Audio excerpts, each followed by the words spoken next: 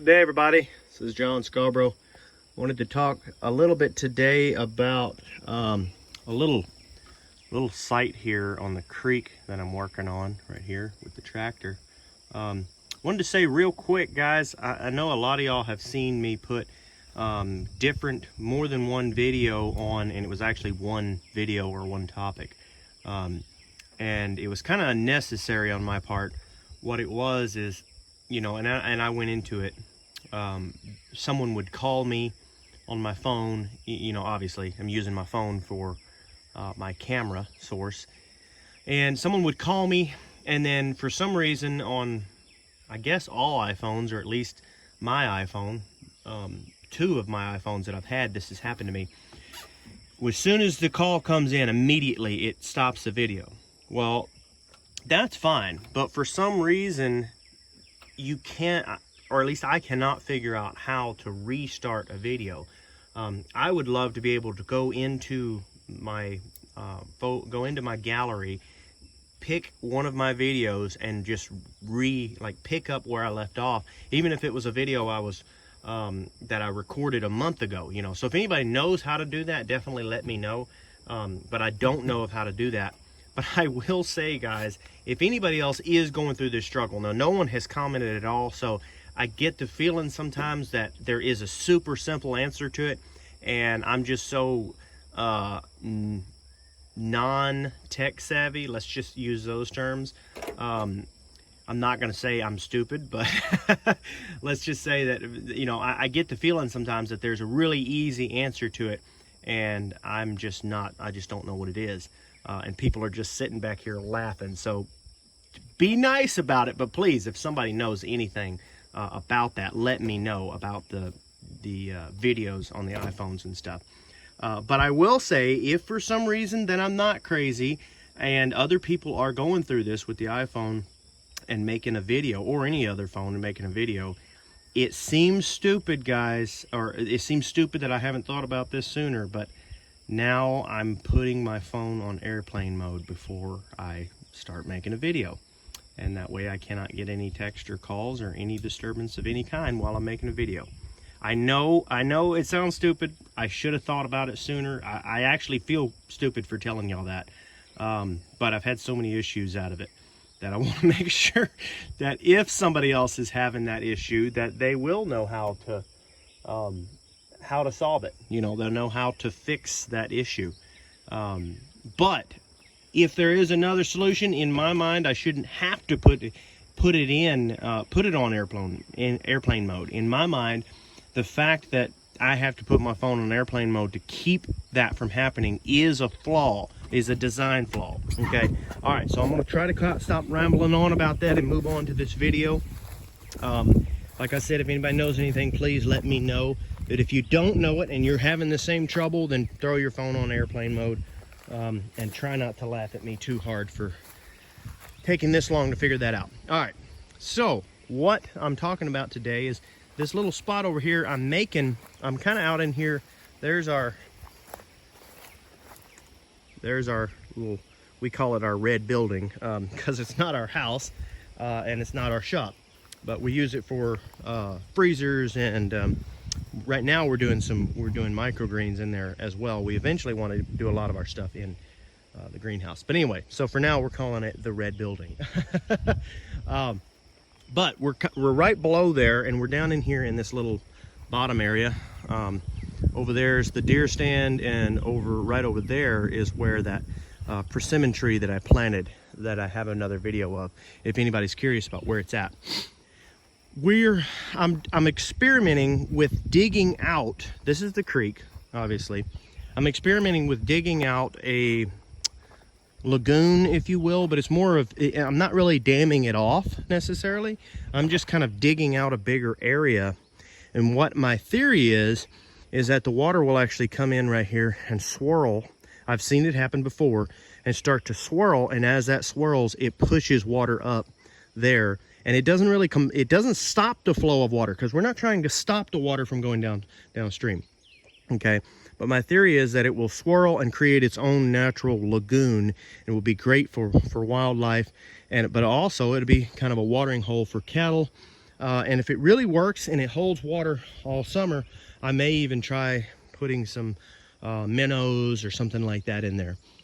But it's just kind of experimental right now. And some places, you know, you have to check your laws. Some places you might not be allowed to do something like that. But like I said, we're not damming off any of the creeks or anything like that. So what we're doing is just kind of digging this spot out. So I wanted to kind of go into what we're doing, or how we're doing that, and kind of the way it's going for me.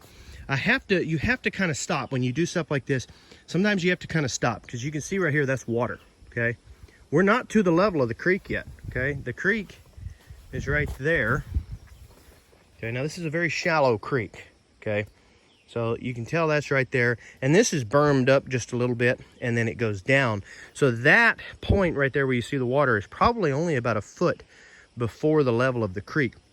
And anytime you start digging out near these places where you're trying to make a crossing or anything like that, then water seepage will start getting, you'll come into water seepage in these areas, because this is a low spot in here and there's still water in the ground. Even though the water's flowing there's still water all within that level of the ground, and some of this will start to seep up. So when you're digging out with something like this, I mean, that's a 90-horse tractor, 4-wheel drive, but even with that tractor, you know, you're going to start getting into these spots. Now, I didn't bury up my tractor. I got kind of deep, but I never got stuck or anything. And that's because I have buried up a tractor before. I have been doing this, making a creek crossing, and I've done it a couple times. I've only buried it up once. I did get out without having to get pulled out. But the point is that this starts to happen. You know, you start to get more and more sand and build up anytime you're trying to get down in a low spot like that as you're digging, and it'll happen before you know it. You know, it's just like that spot will start to become more and more soft. I'm gonna try to see if I can, you can see, I don't know if you can pick that up on the camera, but look at how, I mean, that is just spongy. Look at that. It's almost like pure liquid up underneath there. And it's just crazy. But that starts to happen at first. I mean, you can see this whole spot. I don't know if you can see it or not. Oh, and by the way, guys, if you are not caught wearing shorts and muck boots at some point in your farming career, then it's hard for me to believe that you have been a southern farmer for very long. Now, so yeah, sometimes it happens, guys. You get out and it's just hot, you know, and you're out working on your place and you don't really care what you look like. So word of advice, don't put it on YouTube for the whole world to see, but yeah, sometimes that happens. But anyway, so we're digging this spot out here, and I'm gonna see if I can get back here without busting my butt trying to crawl back here. And you can see this is not that deep, obviously. I mean, you can tell how deep the creek is right there. That's the top. I mean, that's probably 2.5 foot, I would say, to the bottom. It's a shallow creek. I obviously wouldn't be doing this with a tractor. If this was any deeper of a creek, you know, you'd want a bigger piece of equipment. So let me climb back in here. This is a spot back in here I've made a video on. I plan on making some more videos on it, but this is a spot. If you go back and you find the video, let me see, mob grazing versus rotational grazing. If you'll look that up in my videos, you'll find I was standing like right there, and I was back in here in this area, and this was not nearly this cleaned out. Now there's still, all the brush is still laying on the ground. Obviously I didn't pick any of that up, and I might not. It's not gonna hurt anything to lay here on the ground. We've got so many trees in here. It's not like I'm keeping the grass from growing in here.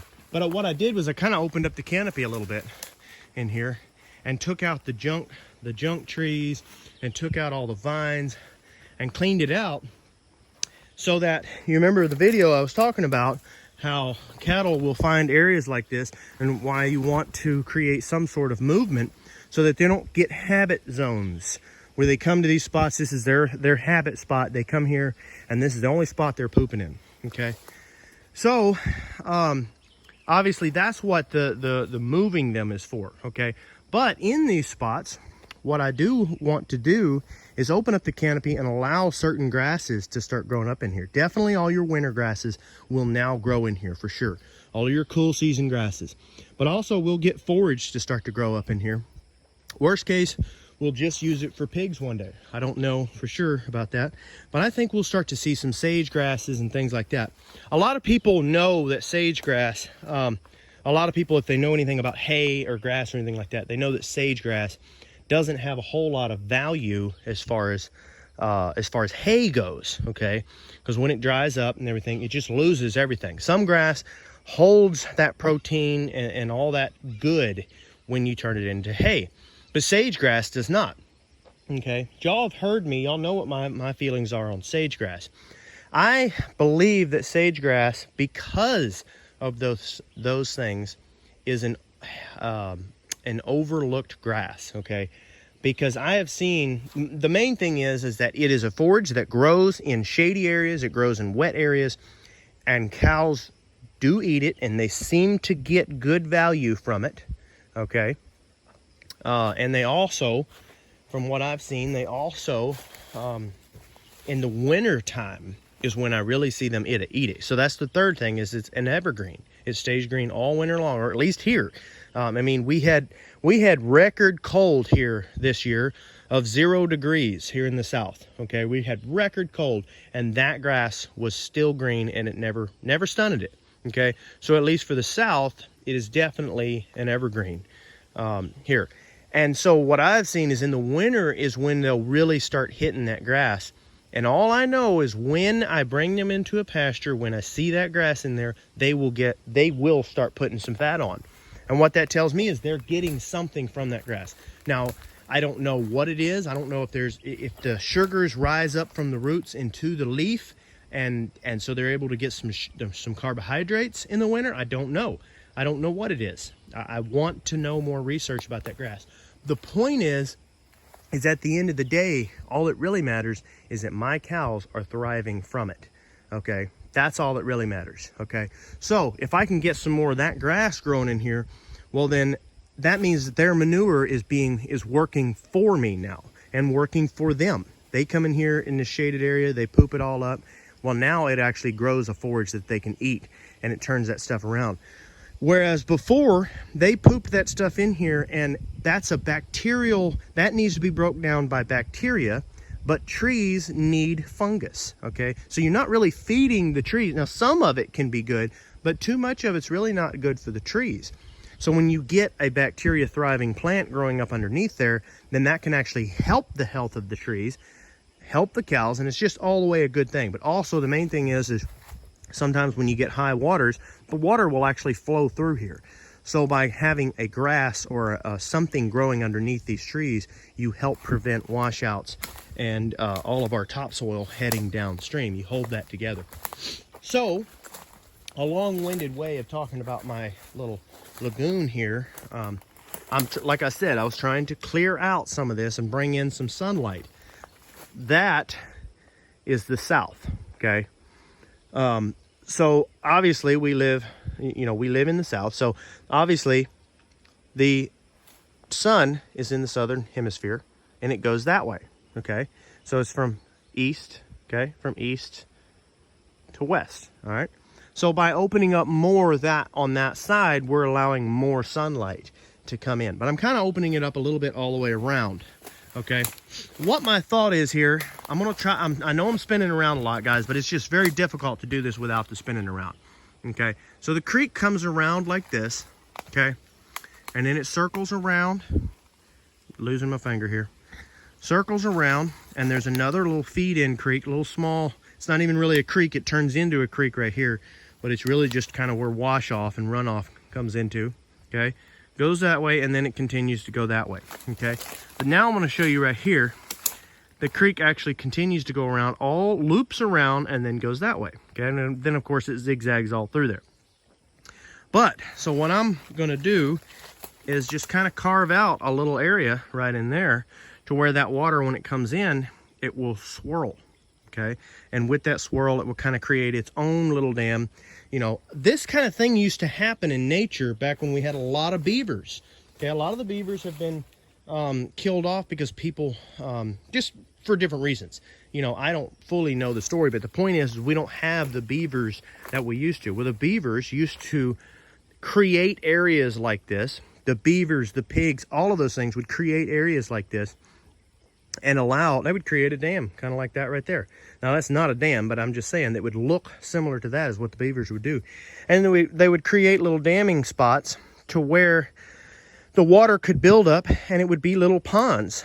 And so when you have those little mini ponds throughout your creek, you're holding runoff, you're keeping nutrients from going straight to the ocean because it's catching in multiple different small areas. Every time fish wash out of a pond in a storm, they can come downstream, and now they got another spot to live rather than dying off down the creeks, okay? But you're also giving lots of little spots for cattle to have some little drinking ponds and things like that. So like I said, I'm not damming it off over there. All I'm trying to do is kind of dig this out and give it an area. It's experimental for me right now. But I want to go into some more videos and show y'all after I'm done, okay? But I'm going to talk some more about what we're doing and how we're going to do that in another video. What I want to talk about a little bit more, and then I'm going to try to wrap it up. It's hard not to make these videos long, especially when I'm having to climb over mounds of dirt. Just bear with me here. All right. When you're digging out a spot like this, if you get ready to do this, first of all, I suggest having a decent sized tractor, because when you start hitting that mud and muck, you're going to bury up some, and you want something that's big enough. The wheels themselves are tall enough to pull you out of there, okay? And something with enough weight that when it grabs that dirt in your bucket, you know, it will continue to come out. So what I do when I'm digging spots out of this, because I know that this is going to happen. First off, okay, let me back up some. I try to slope into it evenly, okay? That way you always have a smooth transition. You're not hard on your axles and all like that. Okay, but also I try to, it kind of sounds counterproductive, because at the same time I want to dig more out here and, you know, inside there a little at a time. You know, I just kind of want to slowly, gradually come back so that I don't get this too much, okay? It would be tempting, I say this, it could be tempting to some to go ahead and dig this out with your tractor and allow the water to start coming this way, and you think to yourself, well, maybe the water kind of washed some of it out and help me. Well, first off, you're losing a lot of good topsoil down the creeks, and that's the last thing we need. But secondly, what you're going to end up with is more of a mess. You want that water to continue to flow in the back until this is done, okay? So you want to do this slowly, and as you start to see that seepage and you start to see your tractor kind of getting where it's sinking down in there pretty good, you're going to have to start getting smaller and smaller loads, okay? But then there comes a point where you may even have to sprinkle some dirt back over some of this. Seems a little counterproductive, and you can continue to get more and more work done. After a while, unless you have a larger piece of equipment, after a while you have to get to a point where you go ahead and stop, and you come back to it a little while later, maybe a week or so, because now that this is opened, the sunlight and everything will start to dry this out, and that water will actually recede down some, okay? Well, then this will be dried out, and then you can come back and you can dig a little bit more until you finally hit some more of that sandy loam a little bit more, okay? So that's what you can do a little at a time if you have time for that. Unless, like I said, unless you have a larger piece of equipment. If you have a larger piece of equipment, you can do it without that. Okay, you can actually get in there and just dig it all the way out. Obviously, a little dozer would be perfect for this, okay? But I don't have that. I just have my tractor, and that's all I've got. And if I had a little small track hoe or something like that, I could get in here and kind of work it over. It'd be nice if I had a little of both, you know? But I don't have any of that stuff. And if I wanted to tear that side out and go back and forth, I could get a lot more done, because you can push and go back and forth like that. And then I could actually get a pulling piece of equipment and be able to go back and forth, and I could get more done that way. That usually helps. But because I'm just pushing down, picking up, and then driving backwards, that's going to make this job a little bit more complicated, because I want to leave as much growth and life as I can on that side. Okay, I want to leave as much growth and life as I can all the way around it. All right, so I'm going to do it like this. I'm going to let this dry out a little bit and then come out here probably in the mornings. You know, it's about 10 o'clock now. I came out here about 7 and kind of started working on this, had my chainsaw, cut a few things back, and then started peeling it back and got to this point. Okay, so I'll probably come out here in the mornings, work a little bit, you know, get it going a little bit until it starts to seep up again, you know, and then I'll let it dry up again and do a little bit more. Okay, a word of caution: if that does happen and you need to walk away from it for a little bit, smooth your areas out. You might not can tell it, but all of it looked like this or worse. All of it did, all through here. There was tracks all through here. If it dries out, you don't want it to dry out with a bunch of rough tracks all through there. So smooth it out a little bit so that when you come back, you got a nice smooth surface to drive on. Okay, it might not work for you. It seems to work okay for me, that method. And like I said, I could actually get in here and do quite a bit more work. I just don't really want to, you know. I would prefer to let this dry out a little bit and just do it a little at a time. Okay, once I finally get this won't be too bad. The main thing is getting those big humps back. Once I get those big humps back, then I can just slowly work a little bit more at a time, and it's really not that bad once you get to that point. Okay, once I finally get done with this lagoon, it will start about right there. And I say lagoon because my theory is that it will turn itself into a lagoon. Okay, so it will stop right there, and it will come around, and then, you know, the creek will continue on right there. Okay, but I'm going to slope this back fairly good ways, mostly because I'm using my tractor and I don't want to steep, you know, I don't want it to be real steep. But also, if any cows or anything like that does get in it, it's still my creek, so I'm not holding them out like I do sometimes with my pond. I'm trying to use this as a source of water for them, and it's not, you know, it's not big enough or expensive enough for me to be concerned about pulling them out. Plus, I'm always I move my cows often enough that I'm not really concerned with them being in there for a very, very short amount of time like they are. So I slope this out a little bit more to keep so that it's not a steep drop off there. Another thing that I like to do is I like to take all of my dirt as I'm digging it out and berm it up around the remainder of the creek. And as you can see, the creek comes out around here. And another thing that I think would be tempting for some, and it was even for me, would be to dig this whole little area out. You think to yourself, well, where the creek comes that way, it curves, okay, and then it goes that way, okay? So why not just turn all of that into a little lagoon? Well, all you're doing, if you do that, you get rid of your circling action, and eventually it just cuts. And you end up with a deep hole here, and then a deeper cut creek right there. That's what's gonna happen, okay? But if you leave some of that there and just do a little here, it continues to swirl, but then it continues on down, okay? So take your dirt and berm it up around that. And that keeps any wash off. If really high waters come through here, when the heavy rains come through and it starts to flow and it starts to hit that keeps it from wanting to cut a new area, to cut a new spot, okay? Because you've bermed that up, okay? And also, it keeps, as the nutrients from the high, because nutrients always flows from the highest point and flows down into the lowest points, okay? And eventually it ends up in the bottom of a pond or in the bottom of in a creek somewhere, okay? But by putting these berms up, you're actually allowing that nutrients to come down and hit those berms, and then those berms can become a fertile place for new growth for the cattle to eat and things like that. So I like to put it up. I'm not saying that I'm going to cover my whole creek like this. I'm just saying right here in this area, I like to go ahead and use my dirt for that. Plus, it's just an easy spot to put it. Okay. So that's kind of some things that I do and I've done before anytime I'm digging out. And I use these same tactics anytime I'm digging a creek crossing or anything. You know, I've dug a couple creek crossings through here and things like that.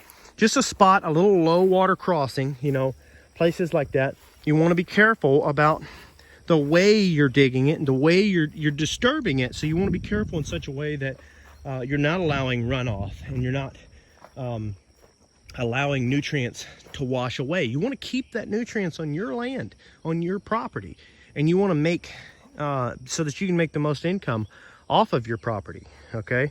And so that it doesn't end up in the bottom of the ocean.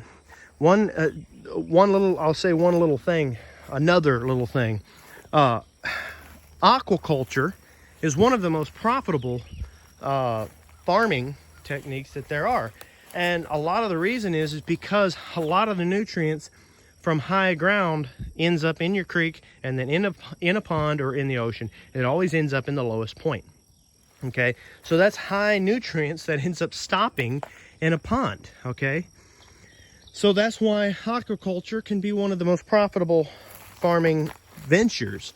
You know, that's why fish and things like that grow faster and with less than land mammals. They'll actually put on more mass per pound of whatever they're eating than land mammals will per pound of anything that they're eating.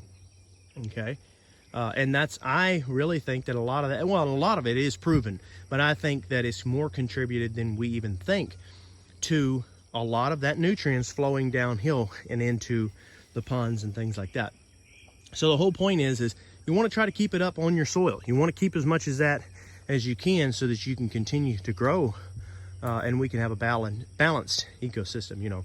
So anyway, be careful about how you're disturbing it and try to encourage and not disturb, if you will, you know.